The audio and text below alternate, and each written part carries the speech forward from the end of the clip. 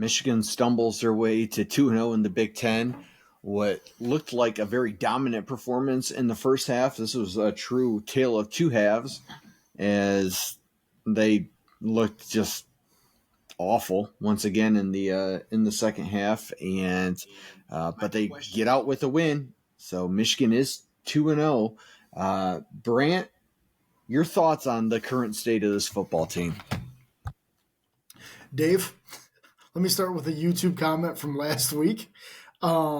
This is from David Field 6223. He says, "Looks like hot trash. We need new QB and new coaches. Need Jim." So let's just dial that back just a second. Um, I do agree we have issues, and we know that we have issues, and I don't think these issues are going anywhere, Dave. One of the things that if you're going to run Alex Orji out there, this is what the offense is going to look like. We're going to throw it 17 to 20 times a game. That seems still a little high. I think you and I talked about maybe 14 to 16 was the sweet spot last week. Well, we saw what happens when this man tries to throw late over the middle and it gets intercepted, and that turned the entire game, Dave. So while it's not completely on Alex Orji for how bad this offense is, it's a matter of this quarterback with these receivers. The passing game is worse than Iowa. It is really bad. I think they rank 129th out of 131 or 132, Dave. Or how many teams are in the FBS right now? And that is compliments to Kirk Campbell. That's Jerome Moore. That's Alex Orji. That's these receivers. That's the tight end room. This is on everybody that works in the passing game. This is just not good enough for what Michigan standard needs to be. And getting Jack Tuttle off the bench isn't going to help this. Going and grabbing Davis Warren off the bench and trying to put him back in isn't going to help this. This is what it is. And I think this weekend really solidified it, Dave, is this team at max is a 9-3 football team. Oh, man. I hate to make this a doom and gloom Michigan segment, but I have to agree. I don't see this getting any better. I am concerned because we don't look like we're getting better. Like I don't see.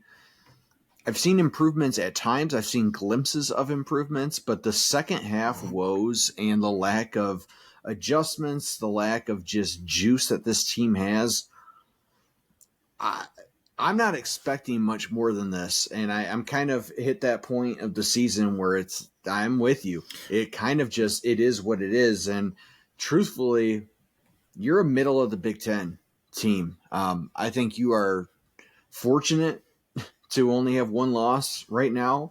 I am no longer in the mindset of let's talk about does this formula work against Oregon and Ohio State, because Brant, I don't think this formula works against Illinois. I don't know if it works against Michigan State. I don't know if it beats Indiana. I mean, we got to really look at the remaining games on this schedule. To me, every game is a toss-up from this point out. I mean, including this weekend against Washington, your first road test, and I understand they just lost to Rutgers.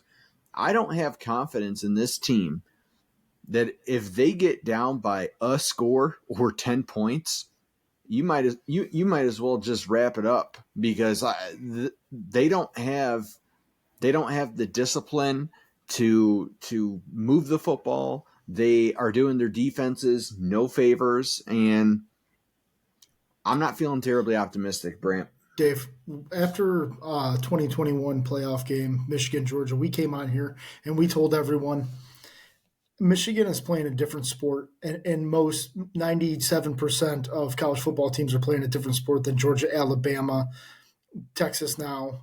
But at that point, it was really just Georgia, Alabama in 2021, and Ohio State too.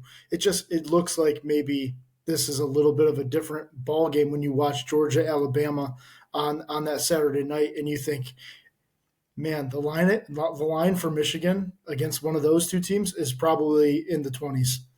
At least it should be. I don't think this team has what it takes, Dave, right now. to be a real playoff threat. I think they can make the playoff. I don't think they can be a playoff threat. And one of the big things, Dave, is if this team had leadership, you talked about leadership a little bit. If this team had leadership, maybe they wouldn't be so damn undisciplined. This is one of the most undisciplined teams I've ever seen, and that is directly tied to Sharon Moore. That is his fault. That is on him. He needs to do better.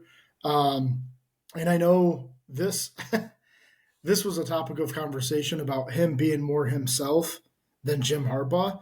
And if this is him being more of himself, is these stupid penalties and the late roughing the passer that extends the drive and stuff like that. But I mean, we've seen it all season long. This isn't just an example of the Minnesota game. And frankly, Dave, Michigan was lucky to win the football game. I mean, that offsides call, that's bogus to me. I don't know. It's such a ticky tack thing that you shouldn't need that against Minnesota when you're winning 24-3 to have that be, hey, we needed that to come out on top. And the other thing I'll speak on just quickly, if Michigan fans are looking for something to kind of make them feel better, is that teams can improve. I mean, this team could definitely get better. I'm not saying they can't.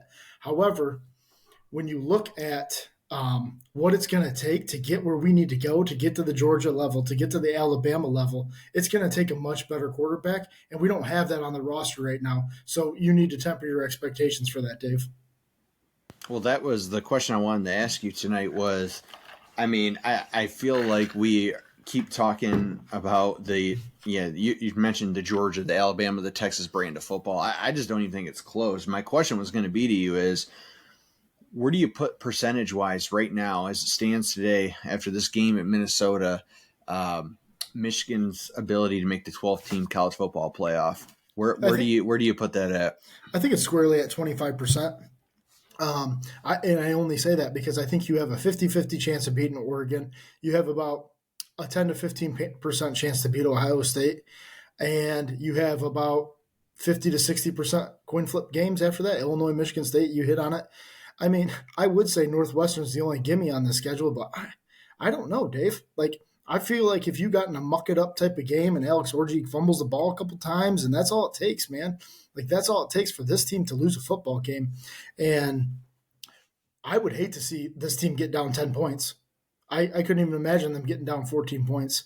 I think this team's ceiling, it's funny to say this, I think this team's ceiling was Davis Warren. Like, I think him playing football for us was this team's maximum output because he can get the ball down the field. I know, Dave, but he's not reliable enough. He's not the guy for the answer. So I think when you have Alex Orji, I think your ceiling becomes maybe 8, 9, 10 wins. But I think with Davis Warren, you had a much better chance to get things down the field. But when you become so one-dimensional, they're kind of easy to beat if you can get the right formula. One of my concerns, just as I continue to watch Alex Orji, and every week I'm like pulling for him, like, come on, man, like show me something to get excited about. The reality is that Alex Orji is okay. He's certainly not Jalen Milroe. He is certainly not Denard Robinson. He doesn't have the playmaking ability that I was hoping for. Like, he's not. Yes, he's a running threat, but he's not like a big play threat. And really, what he likes to run is like he goes through that first progression. If it's not there, he's like scampering out of there for like a 1 or 2 yard gain out of bounds. Like, it's not some scary run game with him. It's just, yeah, he can run. And I understand he's powerful. He's a big athlete. I understand that, but he's really not. He's not a scary threat on his legs. Yes, he can run the football, but is it something that is going to win you a game? No, and we would have seen that by now. Do you think that's because they're asking him to be something he's not, though? Like, I think that's a question that we really need to get the answer to maybe in the next 2, 3, 4 games is if he's really just a dude that's going to be comfortable running zone option, zone read stuff, then let him do it and stop this, trying to have him drop back and do stuff like that. Because, Dave, I don't know if you noticed that, but that's what they did on Saturday. They had him drop back like he's J.J. McCarthy, like he's Davis Warren, and try to sling it around the yard a little bit. And, Dave, I'm telling you right now, we probably have the worst receivers in the Big Ten. I mean, that's definitely possible. We don't have one playmaker on the receiving team. Zero, zero. That is so beyond concerning to me. I can't even say we have receivers. Like, where are they? It's like game planning without them. It's Colson Loveland, Marlon Klein, like that's it. I mean, there it is not good. It's not a good situation. Brant, last question here for this Michigan segment. Michigan fans, like, follow, hit that subscribe button. Let us know in the comments how you're feeling about this team right now. Thoughts on Washington quickly. Do we have a spread on that game by chance? Yeah, 2.5. We're 2.5 point dogs, and that checks. I mean, that passes the sniff test of what this team has been. If I am highly concerned about how this team will handle a road environment. I'm highly concerned that this team lacks leadership. I think the defense shows up, plays well enough to win the football game. I think we lose 20-17 this weekend, Dave. Yeah, I think that we maybe somehow find a way to get it done. It won't be pretty. I think we go down 7-0 though. Like, this is a weird take. I feel like if we go down 7-0 early in this game on the road, I don't know if we win. So I'm not confident at all in saying we win this game. I think that line is incredibly fair, but cheers to being optimistic, I guess. I don't know, man. I'm losing a ton of confidence in this team, and I hate to say it so early on, but I'm losing a lot of confidence in this coaching staff too. They got to figure this out, and if this year is what it is, this is unacceptable brand of football for Michigan. They got to be a lot better moving forward under Sharon Moore if he's going to want to keep his job for years to come.